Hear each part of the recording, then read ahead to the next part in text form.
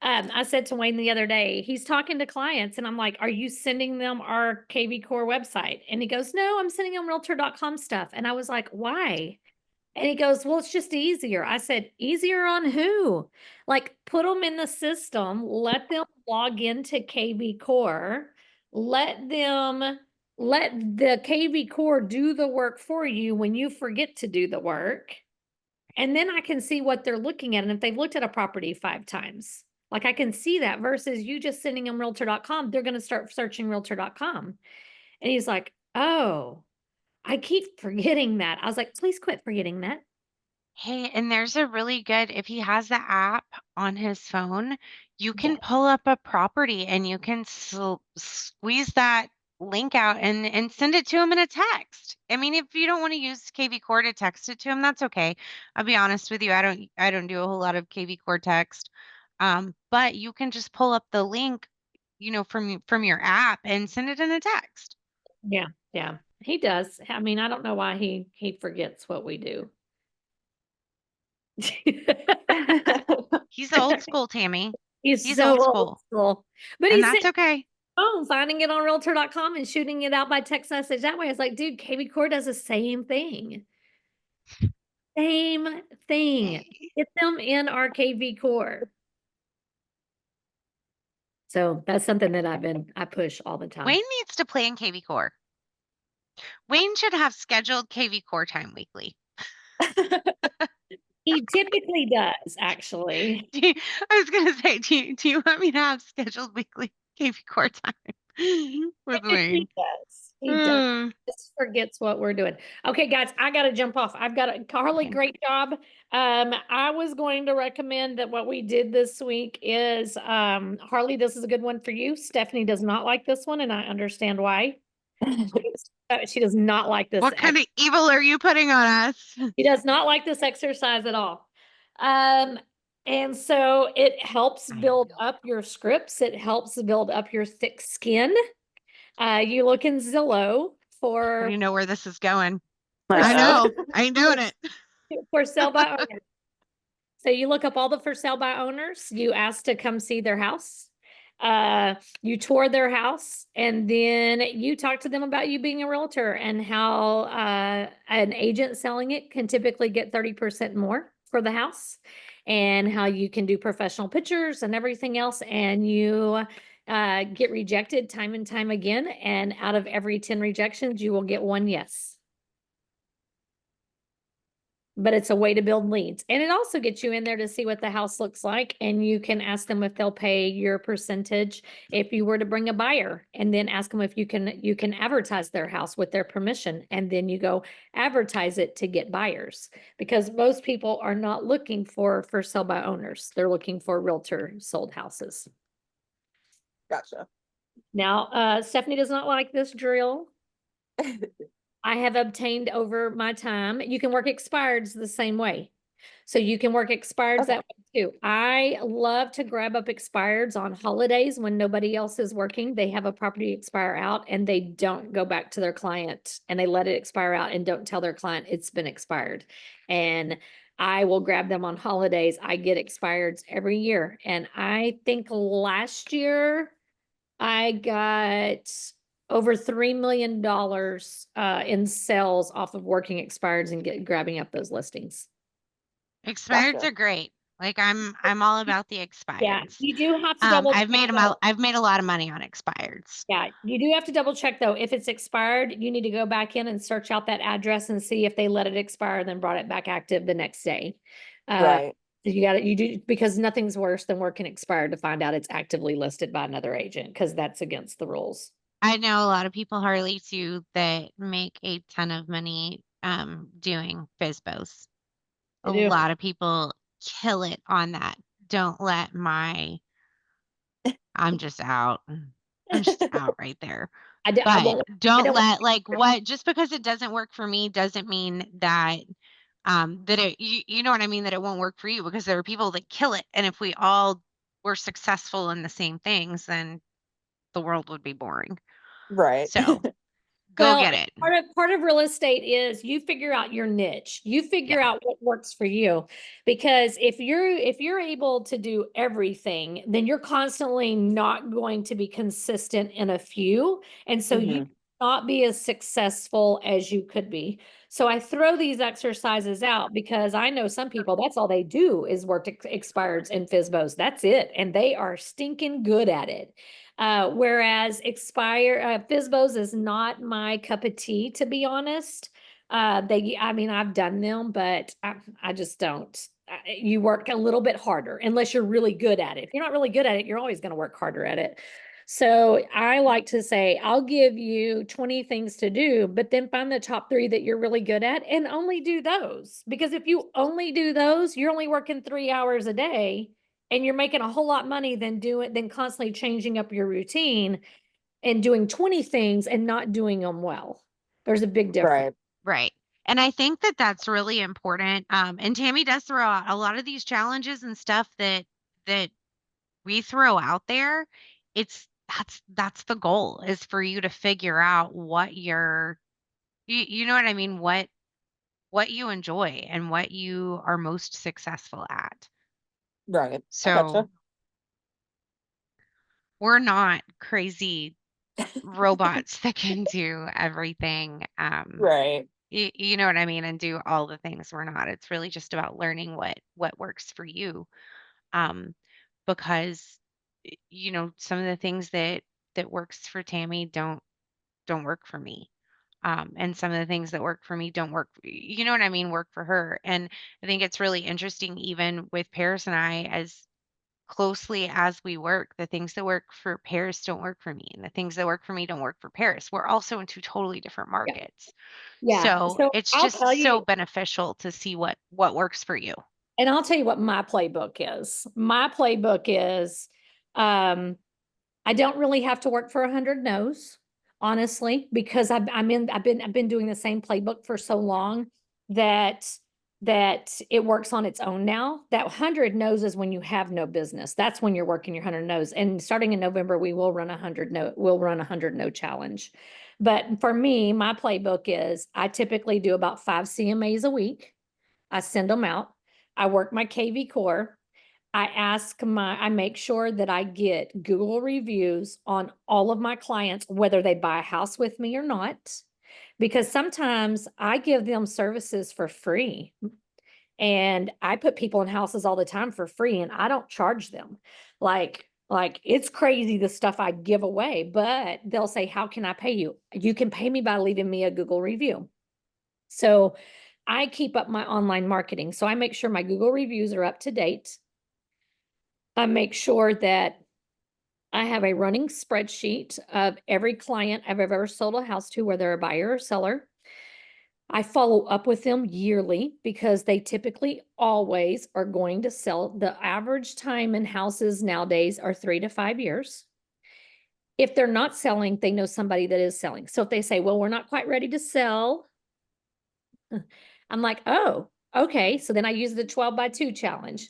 So do you have somebody that is looking to sell? So I typically will get a referral because they were so happy with me. If they're not happy with me and I was not happy with them, they are strikeouts on that spreadsheet.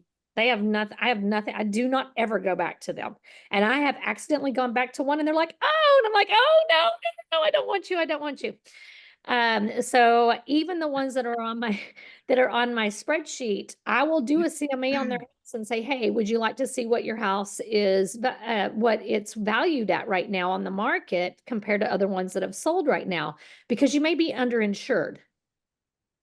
That's a big thing. You may be Right. underinsured. And then that's where I get my 5 CMAs. Send a message that says Facebook is big for me. I do a lot of social media marketing. I'm not doing it as much. You can tell. I'm not doing as much since my hand hurt. Faith is doing it, but Faith keeps everything just healthy and going. And I do video text messages. That's it. I will write letters if I come across a property that I have a buyer that wants to buy. Or I see a house that I want to sell. I will do that. And occasionally work expireds. But other than that, that's really all I do. I truly only work Mondays at my desk. Tuesdays, I do training and development calls with my people. I might work a Wednesday. I'll probably work 2 Wednesdays a month. And one time a month, I'll work a Thursday, Friday if I need to, doing my counting. This year I did do mail outs. I did postcards, mass postcards, because I'm trying to get my area to be Kingsland only. I don't really, I'm just trying to really narrow it in. And so I did do postcards, and that's been interesting.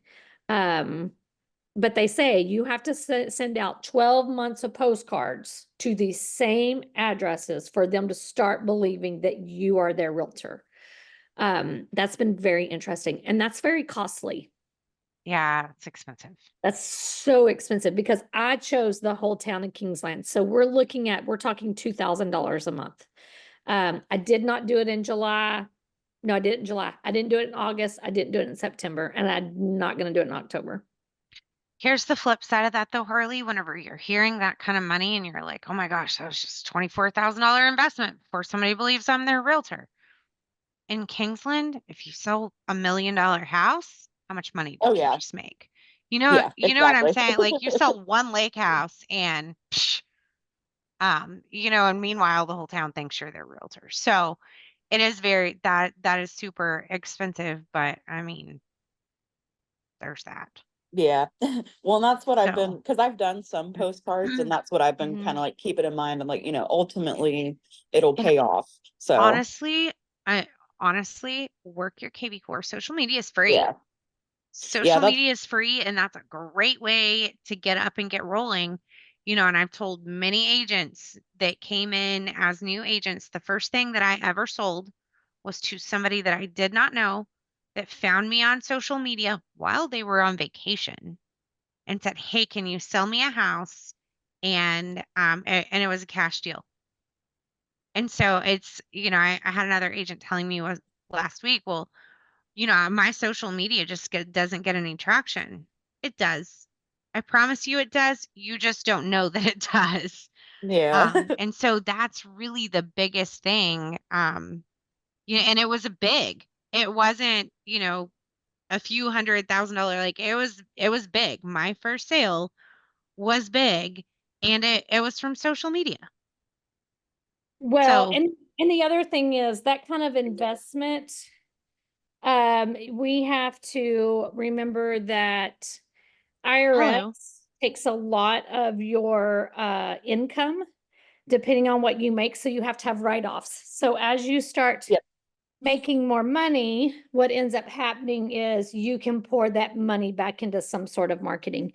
And billboards are like $700 a month. And some people like billboards, but for me, I didn't want a billboard as much as because I do enough signs around town and I do enough sponsored events everywhere. I wanted an actual postcard in their hands. Yeah, I was gonna say, because usually if I drive through town, I see at least one of your signs. Right. Well, people go, "You're so busy," and I'm like, "But I'm really not. I'm really not." And I guess I really am for the average agent, to be honest.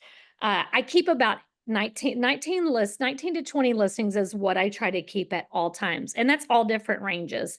And I've got 6 that are pending to come up. Plus I picked up two more, I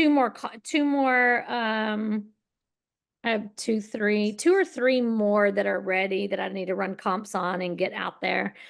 So, that's kind of that's the fun part. I may with my hand, I may refer the 2 of those out because they're ranches and have somebody help me with it because of the fact of my hand and I just don't have time to keep up with stuff right now.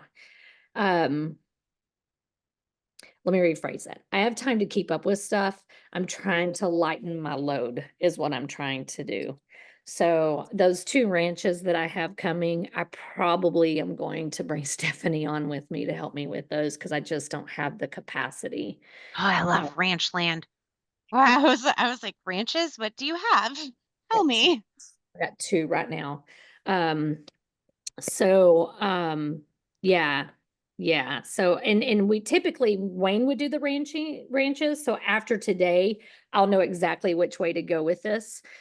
Because if he says we're doing surgery Thursday and there's no way around this, then that means I can't drive. Right. So that means we're down to, we're really one agent instead of two. So then I will have to refer them out. But it's just figuring out what works best for you. Everybody is different. And that's what's cool is you find out what your niche is and you can stay. What my niche was the first 3 years is not what my niche is today, though. Well, it kind of is. I mean, I was told you talk to 5 people a day. Well, now I want to do 5 CMAs a week. If I can get 5 CMAs in someone's hands, and I just ordered new boxes, and I'm fixing to order my stickers, and they're called CMA drop-offs. So I will start doing CMA drop-offs or mail outs to some of these big houses, because if it's an LLC, they typically only keep them 3 years. Yeah. And they'll sell it and move it to another LLC. You know, there's kind of ways around that. So anyway, I'm working on a few other project things. So just find your niche. That's why I throw these challenges out there, is because these challenges, A, if you have no business at all, why not just jump into it? Or B, it'll tick you off because I threw this challenge out because you don't want to do it. So you'll go find another challenge to replace it. But what it allows is you're like, dude, like for me, 10 video text messages work. I don't do them a day now because I can't keep up with my clients. I just started my calendar, my contacts under A, and I start working down. I've never gotten past C.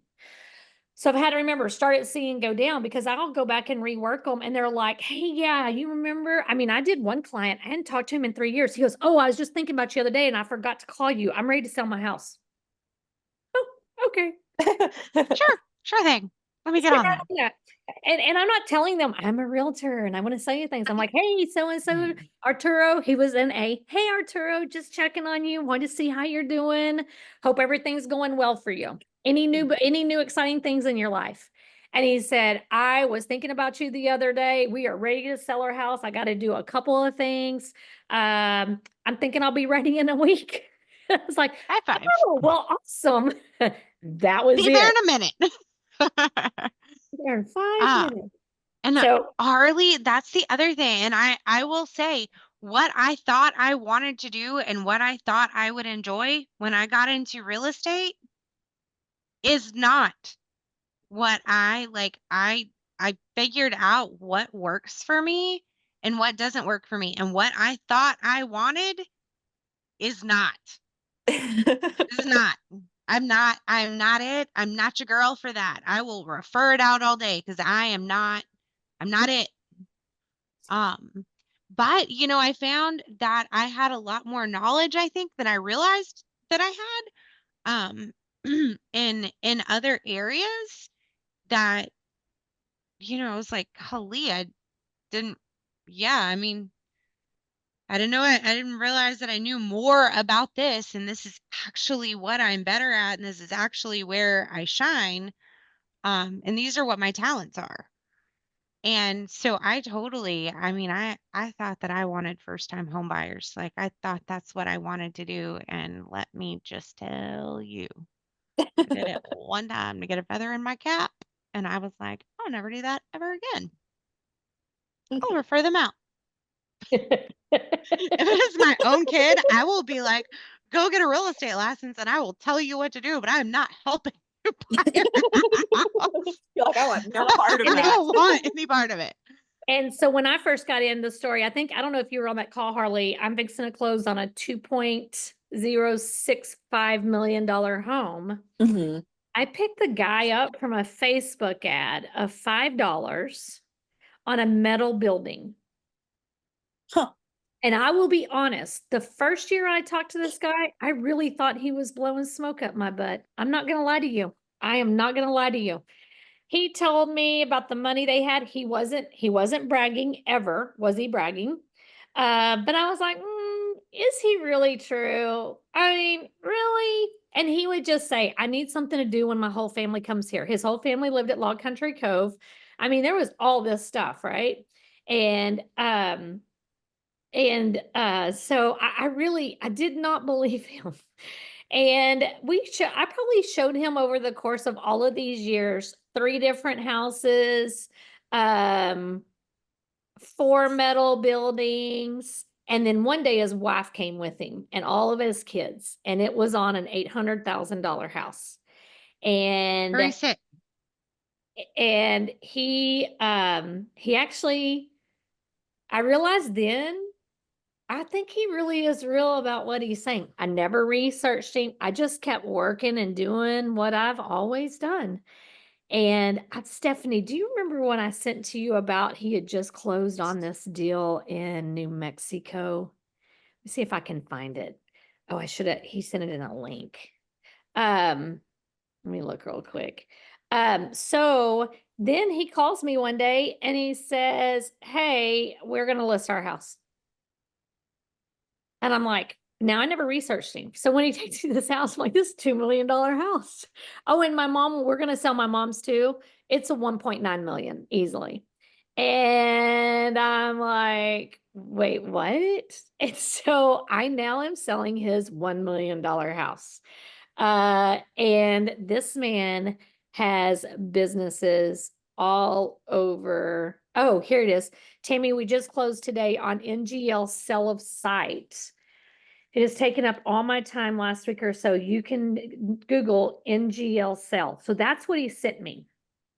So when you Google NGL sell, it comes up with,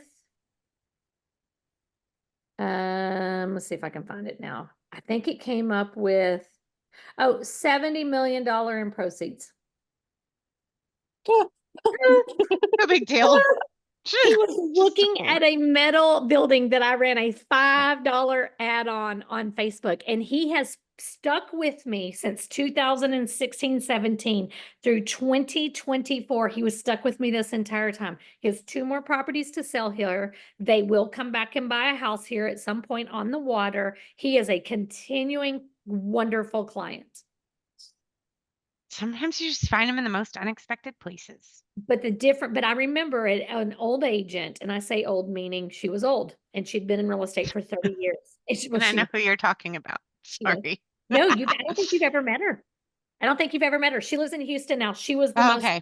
Then no. she was the most amazing agent I've ever worked with. I love this woman.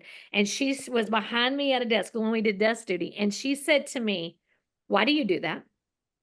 And I said, "What?" And so we didn't have what we have now, all these online platforms. And I had pieces of paper that I kept all my clients on. It was buyer, seller, there were little things. And then I would move on to these folders. And every week I would come in on Monday and I would just circulate those folders. And she said, "You've been calling that guy for 2 years."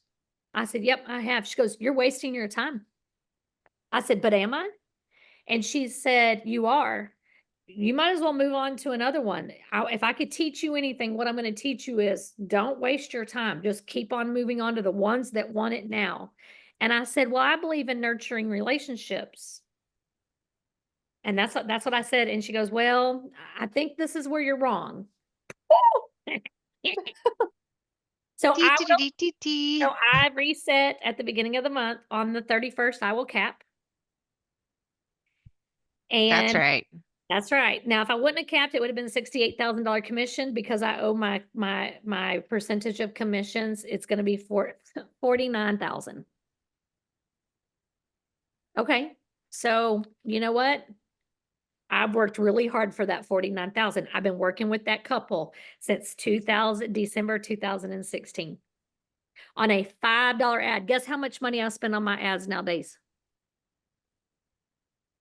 Take a guess. What do y'all think? I don't know.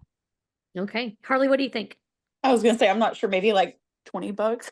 It's just a guess. $5. I still do $5 ads. I do them on Thursday. They end on Sunday because where I live at, it's retirement, it's a vacation community. So everybody comes in town during those times. I don't choose other towns. I choose only this town. I'm done.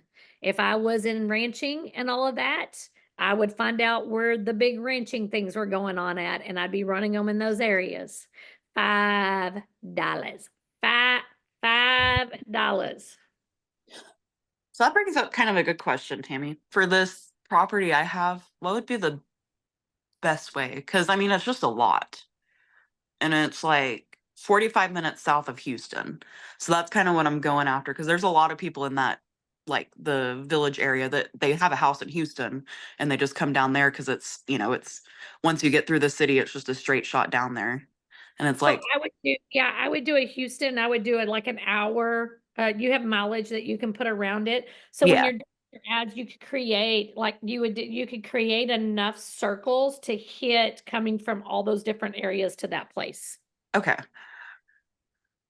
That's That's how kind of okay. Yeah, that's what I was kind of figuring out because I've talked to some like realtors here that are like, oh, I might have a client interested, but I know, like I said, a lot of the people down there are Houston mainly. Yeah, and don't forget that as the rules in Texas is you have to put it in your primary MLS.